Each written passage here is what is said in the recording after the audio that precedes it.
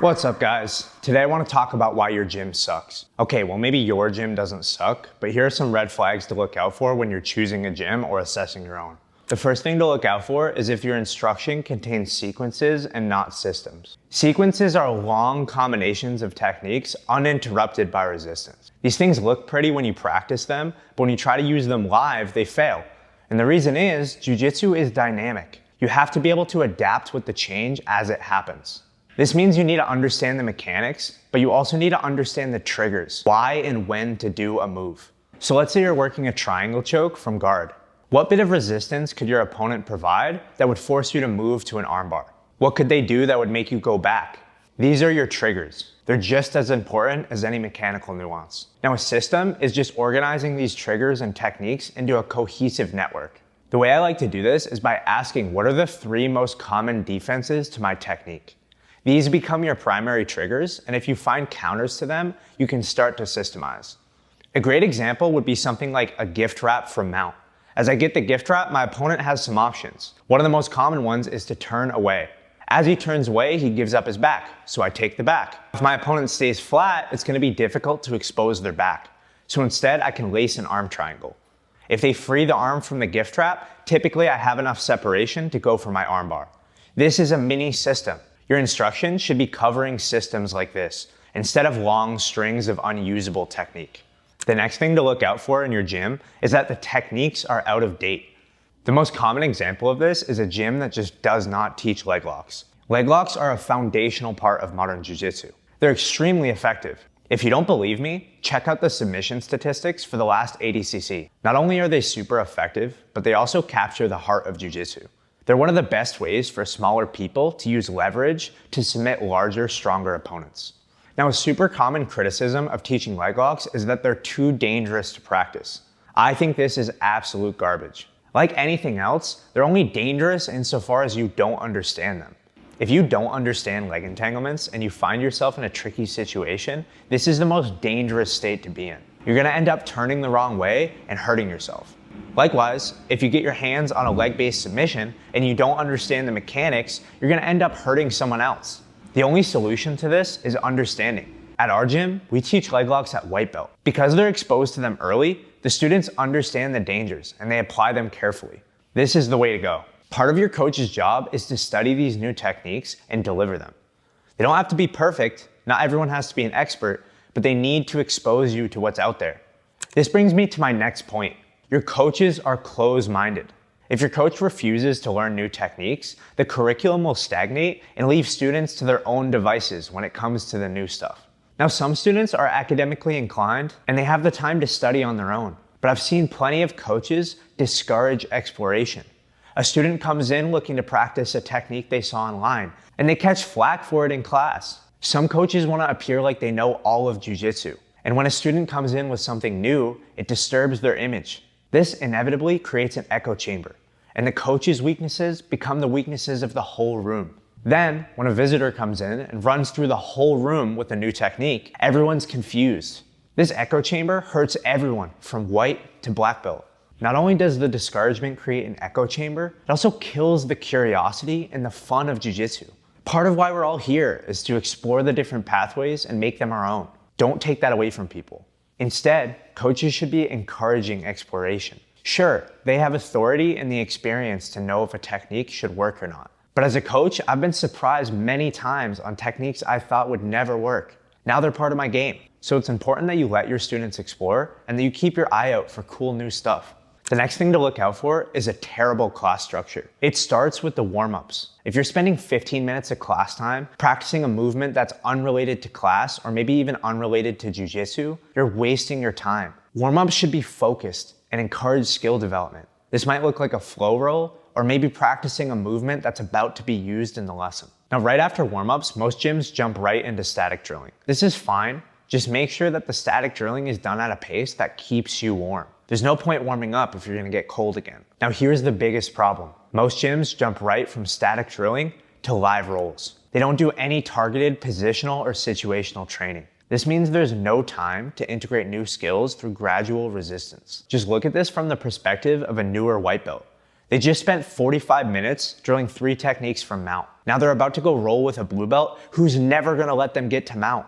So they spent the time learning those techniques and then didn't practice them at all against live resistance. What's the point of that? They're never going to absorb it. Furthermore, jumping right from static drilling to rolls can lead to injury. People didn't have time to properly warm up to the resistance they're about to face, and they might hurt themselves in the process. So instead, you should structure your classes with gradual resistance. This means adding a section after drilling for situational or positional training. This gives people a chance to test the new skills they learned with a little bit of resistance before trying it live. The next red flag to look out for is a steep hierarchy. While this can add professionalism to a gym, under the surface, it has a ton of negative effects. Probably the worst of these is that it creates an isolating culture. Let's take a rule, for example, that you can't ask upper belts to roll. What message does this send to new people?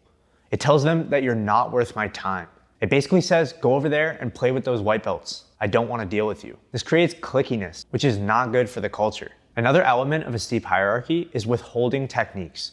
Now I get it, some techniques are advanced and they require too much context to share with newer people. For instance, a berimbolo is probably not the first thing you should learn in your trial class. But if a lower belt asks a question and it's within your ability to boil it down and explain it to them, let them struggle with it. This will help them learn how to learn, and who knows, maybe it'll become their new favorite technique. In general, it's far better to have a flat hierarchy in your gym. Yes, the coach has authority over class time and the facility. They make sure that classes are organized and go according to plan, and they make sure that the facility is clean and accessible to everyone. But beyond that, they should not have excess authority. You shouldn't be able to shape who people roll with when they go to the bathroom. People should be treated with respect and basic human decency, regardless of their rank. This leads me to the next red flag: coaches or upper belts setting a bad example. Something I've realized over time is that as a black belt and a coach, you set the tone. People are watching you for an example. If you're disrespectful towards the lower belts, they will be too. If you're overly aggressive towards visitors and newcomers, they'll do the same thing. Every action you take is going to help define the gym's culture. So act accordingly. Carry yourself well. Treat people with respect. Be welcoming and caring and thoughtful. And if you're an upper belt, remember, these people are starting exactly where you started. Try to help them along, maybe in ways you wish someone had helped you. Every good thing you do promotes a better culture. The next red flag is very simple, and it's that your gym is unprofessional. Your classes don't start on time, your instructor comes in unprepared without curriculum in mind, or maybe the front desk person is impolite and disrespectful to newcomers. Now here's the most difficult piece. Make sure your coach isn't bringing their personal problems to class with them. Now there is some room for leeway here. Everyone has a life, sometimes things get rocky. But your coach shouldn't regularly come to class with their baggage. Their head should be clear and ready to teach. Now here's one of the most common red flags. The people running your classes are instructors, not coaches. They teach a move, maybe their demonstration was great, but then they give no feedback. They leave students to drill on their own without any guidance whatsoever. Advanced students will still be able to grow from this, but everyone else will be left on their own.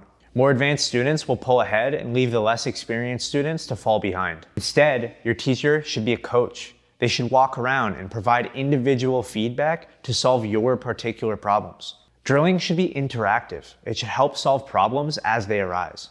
Beyond this, coaches should understand their students. Now, I get that in larger academies, this becomes difficult, but ideally, your coach should understand your strengths and your weaknesses. This way, they can help you target your training to make more efficient progress.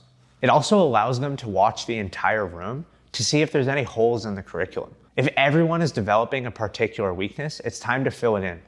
Another red flag in a gym is that coaches have no respect for their students' time.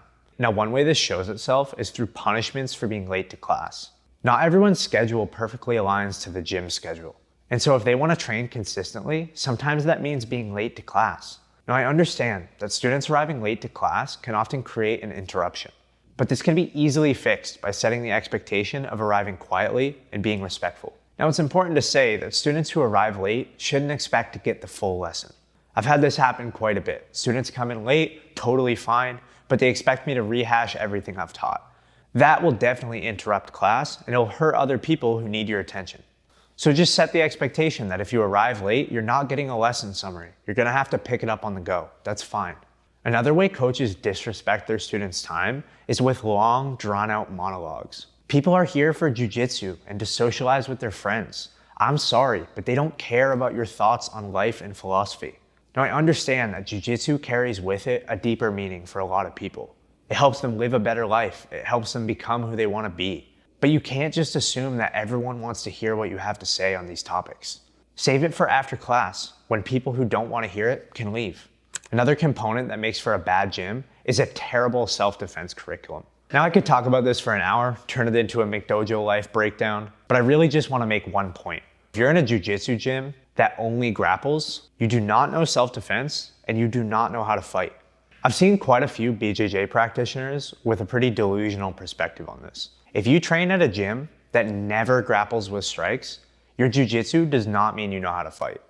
The last incredibly clear red flag in a gym is that promotions are based on politics or sandbagging. Promotion should be based on skill and knowledge alone, period. It shouldn't matter if you're friendly with the instructor. It shouldn't matter if you guys hang out and barbecue after class. All that matters is what you know and how you use it. And if you're a competitor winning medals to put on the wall of the gym, that should be even more of a reason to accurately grade you. You shouldn't be a near blue belt ripping through white belt divisions for 3 years. If you have the skill and you have the knowledge, you should be promoted immediately. Thanks for watching, guys. I hope you enjoyed this video, and click up here for another one YouTube thinks you'll love. Click the link below to join our email list for more exclusive content.